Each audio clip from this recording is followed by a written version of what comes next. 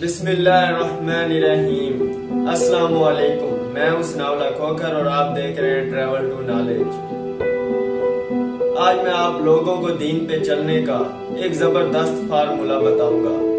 आज हमारे मुआशरे में हर बंदे की जबान पे एक अल्फाज है कि यार दीन पे चलना बहुत मुश्किल है, बल्कि दुनिया का मुश्किल तरीन काम दीन पे चलना है। लेकिन मैं सिर्फ आपको 2 लफ्जों में दीन पे चलने का फार्मूला बताऊंगा। नंबर 1, जिन कामों का अल्लाह और अल्लाह ताला के हबीब मोहम्मद सल्लल्लाहु अलैहि वसल्लम ने हुक्म दिया है, इनको कबूल कर लो, इन पे अमल करना शुरू कर दो।